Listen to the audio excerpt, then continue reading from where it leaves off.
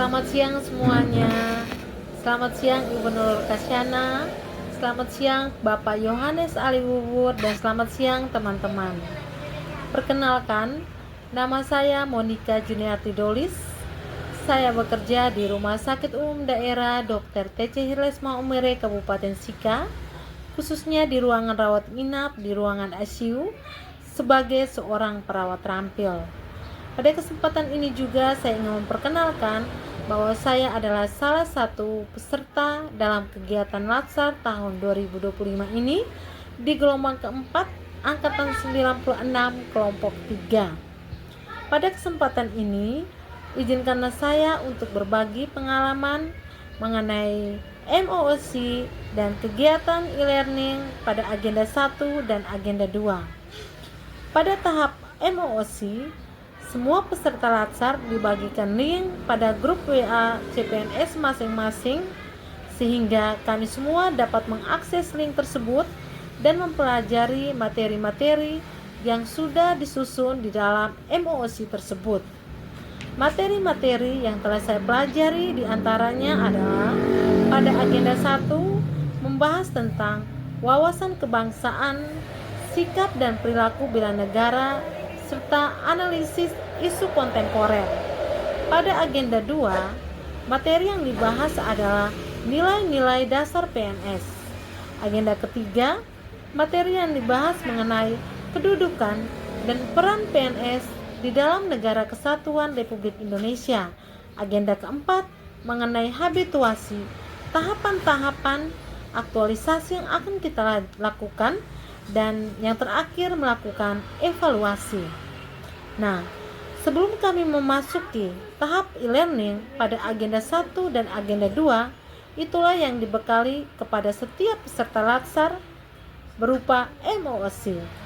Pada agenda 1, saya mendapatkan narasumber saya bernama Ibu Nurul Kasyana sekaligus coach untuk kelompok 3.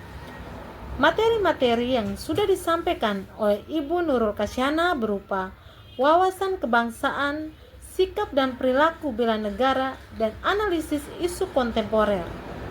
Dari materi-materi yang disampaikan, adapun hal-hal yang dapat saya pahami dalam pembelajaran ini berupa: yang pertama, dalam wawasan kebangsaan, sebagai seorang PNS, kita wajib mengetahui riwayat atau perkembangan bangsa dan negara Indonesia mulai dari zaman penjajahan sampai dengan kemerdekaan hingga saat ini.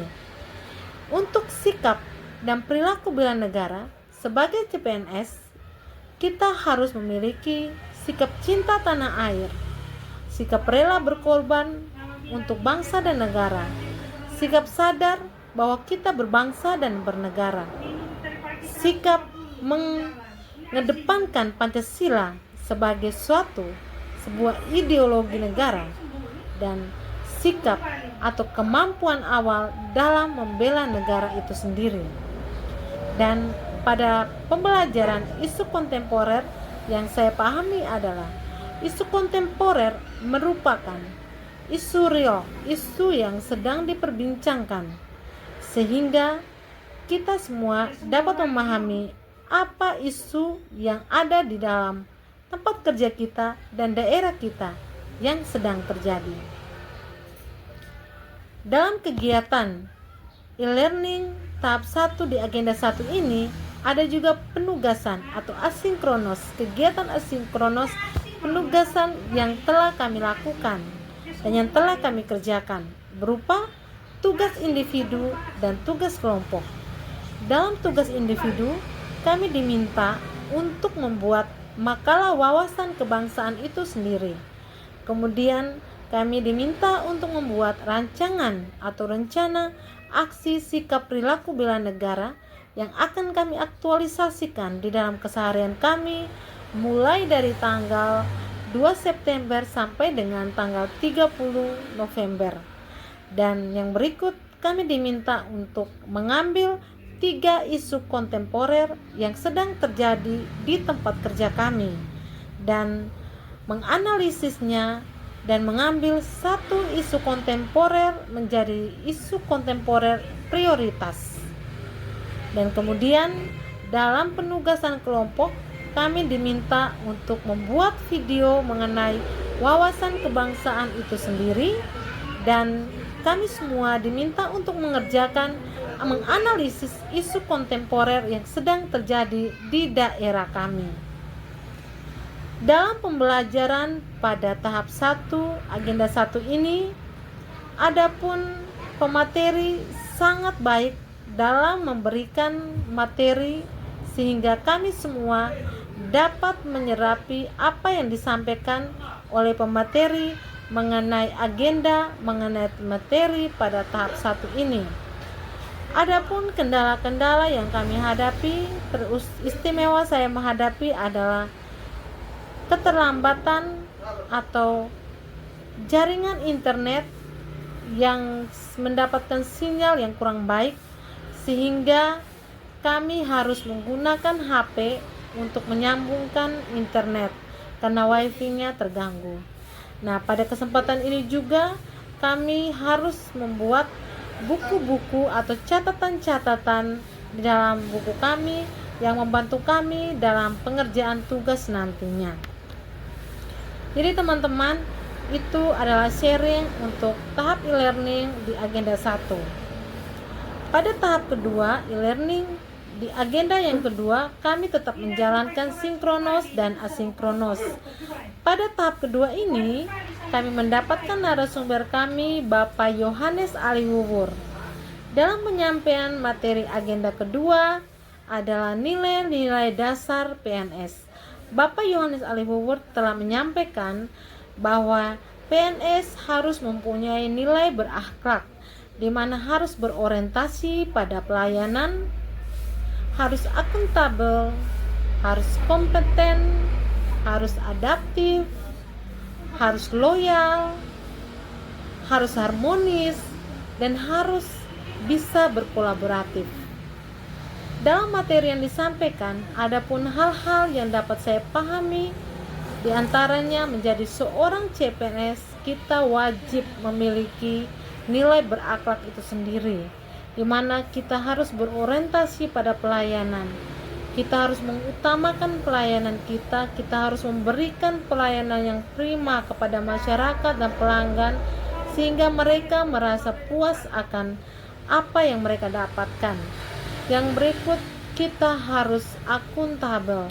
Kita harus akuntabel berarti kita harus bertanggung jawab. Kita harus bisa mempertanggungjawabkan apa yang telah kita buat. Yang berikut, kita harus kompeten. Kita harus kompeten berarti kita harus menguasai bidang kerja kita. Sebagai seorang perawat, saya harus menguasai tugas-tugas saya sebagai seorang perawat terampil. Dan yang berikut, kita harus adaptif. Kita harus adaptif berarti kita harus bisa menyesuaikan dengan perubahan-perubahan yang terjadi. Dan yang berikut, kita harus loyal. Kita harus loyal berarti kita harus mengepentingkan kepentingan umum di atas kepentingan pribadi. Dan kita harus harmonis.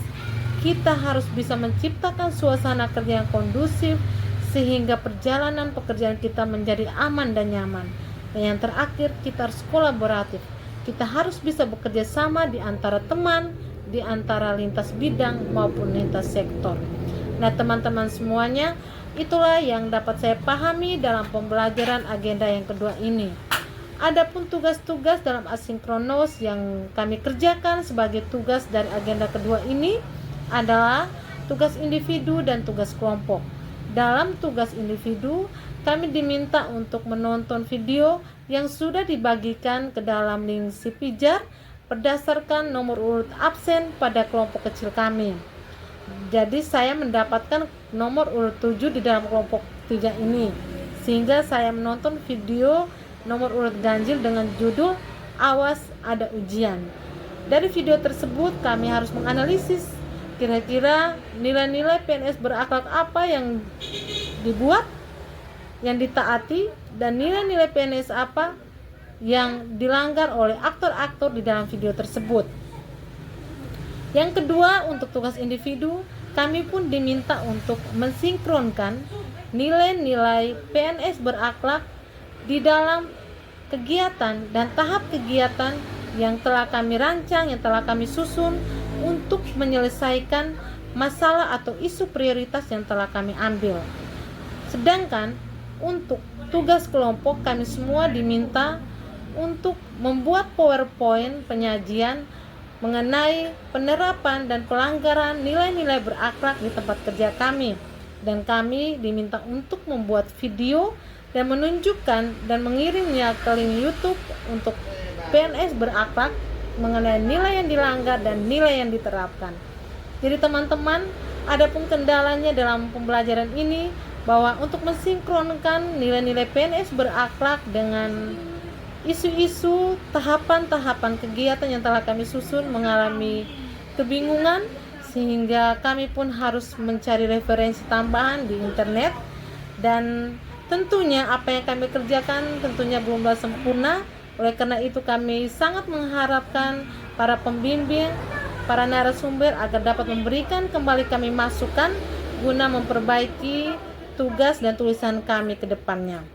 Jadi itulah yang dapat saya bagikan dalam kegiatan agenda tahap 2. Teman-teman, Bapak Ali Wuwur, Yohanes Ali Wuwur, dan Ibu Nur Kasyana, itulah pengalaman yang telah saya jalankan, yang telah saya ceritakan pada kesempatan ini.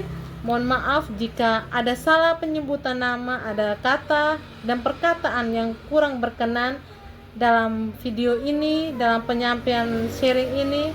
Sekali lagi saya mohon pengertiannya dan mohon maaf. Terima kasih, selamat siang.